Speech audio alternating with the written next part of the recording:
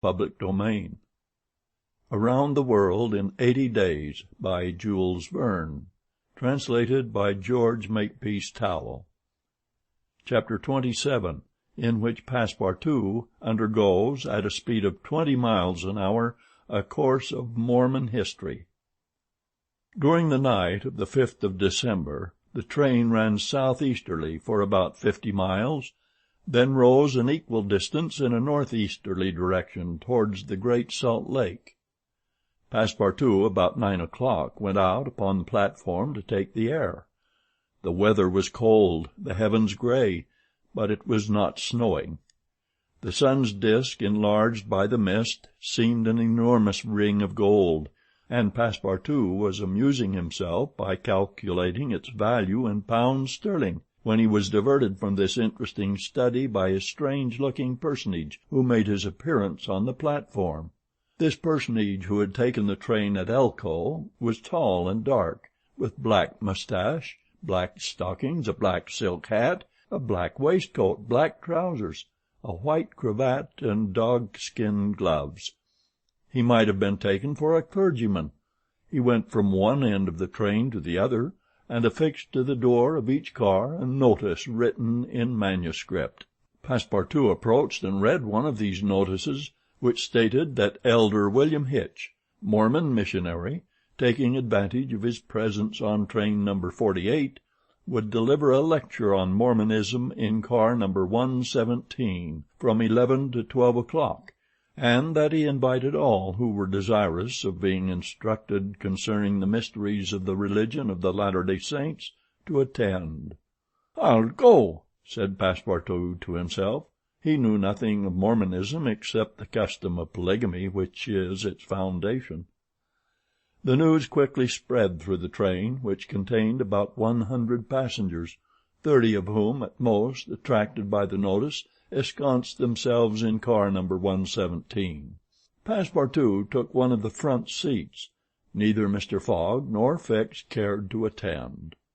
At the appointed hour, Elder William Hitch rose, and in an irritated voice, as if he had already been contradicted, said, "I'll tell you that Joe Smith is a martyr, that his brother Hiram is a martyr, and that the persecutions of the United States government against the prophets will also make a martyr of Brigham Young.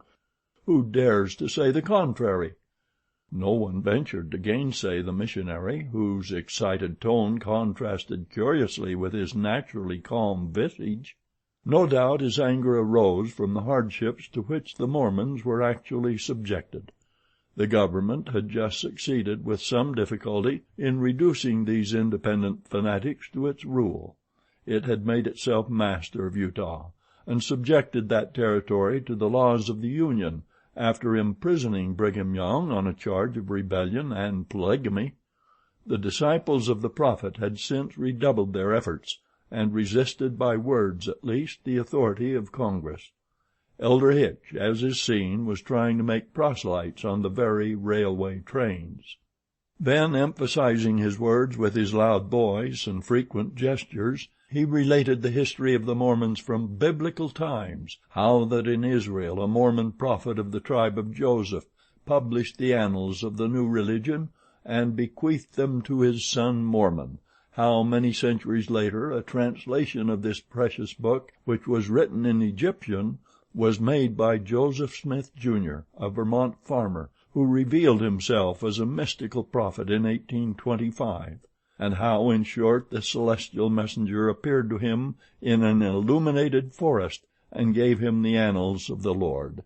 Several of the audience, not being much interested in the missionary's narrative, here left the car, but Elder Hitch, continuing his lecture, related how Smith, Jr., with his father, 2 brothers, and a few disciples, founded the Church of the Latter-day Saints, which adopted, not only in America, but in England, Norway, and Sweden and Germany, counts many artisans as well as men engaged in the liberal professions among its members. How a colony was established in Ohio, a temple erected there at a cost of $200,000, and a town built at Kirtland. How Smith became an enterprising banker, and received from a simple mummy showman a papyrus scroll written by Abraham, and several famous Egyptians. The elder's story became somewhat wearisome, and his audience grew gradually less, until it was reduced to 20 passengers, but this did not disconcert the enthusiast, who proceeded with the story of Joseph Smith's bankruptcy in 1837, and how his ruined creditors gave him a coat of tar and feathers. His reappearance some years afterwards, more honorable and honored than ever, at Independence, Missouri, the chief of a flourishing colony of 3,000 disciples, and his pursuit thence by outraged Gentiles and retirement into the far West. 10 hearers only were now left, among them honest Passepartout, who was listening with all his ears. Thus he learned that after long persecutions Smith reappeared in Illinois, and in 1839 founded a community at Nauvoo, on the Mississippi, numbering 25,000 souls, of which he became mayor, chief justice, and general-in-chief. That he announced himself in 1843 as a candidate for the presidency of the United States, and that finally, being drawn into the ambuscade at Carthage, he was thrown into prison and assassinated by a band of men disguised in masks. Passepartout was now the only person left in the car, and the elder, looking him full in the face, reminded him that 2 years after the assassination of Joseph Smith, the inspired prophet, Brigham Young, his successor, left Nauvoo for the banks of the Great Salt Lake, where, in the midst of that fertile region, directly on the route of the emigrants who crossed Utah on their way to California, the new colony, thanks to the polygamy practiced by the Mormons, had flourished beyond expectations.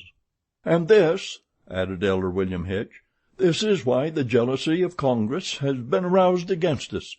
Why have the soldiers of the Union invaded the soil of Utah? Why has Brigham Young, our chief, been imprisoned in contempt of all justice? Shall we yield to force? Never! Driven from Vermont, driven from Illinois, driven from Ohio, driven from Missouri, driven from Utah, we shall yet find some independent territory on which to plant our tents. And you, my brother," continued the elder, fixing his angry eyes upon his single auditor, "will you not plant yours there, too, under the shadow of our flag?" "No," replied Passepartout courageously, in his turn retiring from the car and leaving the elder to preach to vacancy. During the lecture the train had been making good progress, and towards 12:30 it reached the northwest border of the Great Salt Lake. Thence the passengers could observe the vast extent of this interior sea, which is also called the Dead Sea, and into which flows an American Jordan. It is a picturesque expanse, framed in lofty crags in large strata, encrusted with white salt, a superb sheet of water which was formerly of larger extent than now, its shores having encroached with the lapse of time, and thus at once reduced its breadth and increased its depth. The Salt Lake, 70 miles long and 35 wide, is situated 3 miles 800 feet above the sea. Quite different from Lake Asphaltite, whose depression is 1,200 feet below the sea, it contains considerable salt, and 1/4 of the weight of its water is solid matter, its specific weight being 1,170, and after being distilled 1,000. Fishes are of course unable to live in it, and those which descend through the Jordan, the Weber, and other streams soon perish. The country around the lake was well cultivated, for the Mormons are mostly farmers, while ranches and pens for domesticated animals, fields of wheat, corn, and other cereals, luxuriant prairies, hedges of wild rose, clumps of acacias, and milkwort, would have been seen 6 months later. Now the ground was covered with a thin powdering of snow. The train reached Ogden at 2 o'clock, where it rested for 6 hours.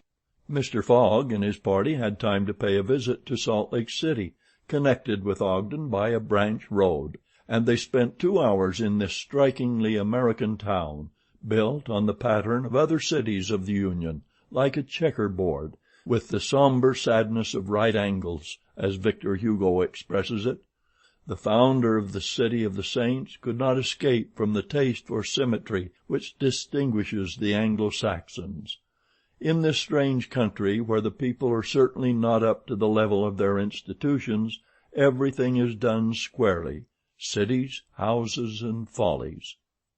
The travelers, then, were promenading at 3 o'clock about the streets of the town built between the banks of the Jordan and the spurs of the Wasatch Range. They saw few or no churches, but the prophet's mansion, the courthouse, and the arsenal, blue brick houses with verandas and porches, surrounded by gardens bordered with acacias, palms, and locusts. A clay and pebble wall, built in 1853, surrounded the town, and in the principal street were the market and several hotels adorned with pavilions. The place did not seem thickly populated. The streets were almost deserted, except in the vicinity of the temple, which they only reached after having traversed several quarters surrounded by palisades. There were many women, which was easily accounted for by the peculiar institution of the Mormons, but it must not be supposed that all the Mormons are polygamous. They are free to marry or not as they please, but it is worth noting that it is mainly the female citizens of Utah who are anxious to marry, as, according to the Mormon religion, maiden ladies are not admitted to the possession of its highest joys. These poor creatures seemed to be neither well off nor happy. Some, the more well-to-do no doubt, wore short, open, black silk dresses under a hood or modest shawl. Others were habited in Indian fashion. Passepartout could not behold without a certain fright these women, charged in groups with conferring happiness on a single Mormon. His common sense pitied, above all, the husband. It seemed to him a terrible thing to have to guide so many wives at once across the vicissitudes of life, and to conduct them, as it were, in a body to the Mormon paradise, with the prospect of seeing them in the company of the glorious Smith, who doubtless was the chief ornament of that delightful place to all eternity. He felt decidedly repelled from such a vocation, and he imagined, perhaps he was mistaken, that the fair ones of Salt Lake City cast rather alarming glances on his person. Happily his stay there was but brief. At 4 the party found themselves again at the station, took their places in the train, and the whistle sounded for starting. Just at the moment, however, that the locomotive wheels began to move, cries of "Stop! Stop!" were heard. Trains, like time and tide, stopped for no one. The gentleman who uttered the cries was evidently a belated Mormon. He was breathless with running. Happily for him, the station had neither gates nor barriers.